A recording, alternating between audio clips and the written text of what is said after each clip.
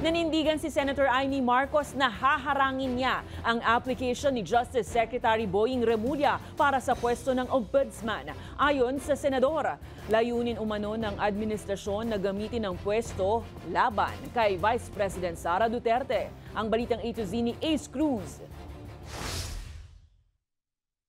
Ipipilit nila na si Boying maging ombudsman para ipakulong si VP Inday Sara bago mag-2027 at hindi lang si Inday Sara kundi lahat ng mga Duterte, kaalyado ng mga Duterte, baka pati ako. Yan ang senaryo sa isipan ni Presidential Sister Senador Amy Marcos sa pag-apply ni Justice Secretary Boying Remulla para sa pwesto ng ombudsman. Bagay na ayon sa senador ay kanyang haharangin sa Judicial and Bar Council o JBC. Huwag naman binabraso yung ombudsman. Yan na lang ang huling hantungan ng hustisya, ng katotohanan. Ang bigat naman nun. Constitutional body, guguluhin, ano? Paniwala ni Marcos na ang tunay na layunin umano ni Remulla kung maluluklok bilang ombudsman ay tuluyang mapatalsik sa pwesto si Vice President Sara Duterte.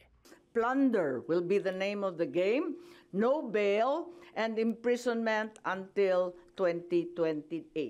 I will be very, very surprised kung aabot si VP Sara na malaya kapag naupo itong uri ng ombudsman. Natanong ng media si Remulla ukol sa mga pahayag ng presidential sister pero No comment. I don't want to comment. Sinabi rin ng senadora na may pending na reklamo si Remulla sa ombudsman kaugnay ng pagdakip kay dating Pangulong Rodrigo Duterte at pagpapadala sa kanya sa International Criminal Court o ICC na isaan niyang conflict of interest.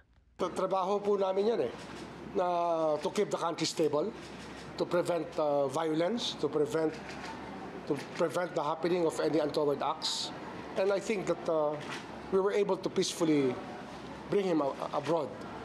To face the charges against him without hurting anybody physically. Martes, September 2, nang isa lang si Remulla sa interview ng JBC panel bilang aplikante sa pwesto ng ombudsman.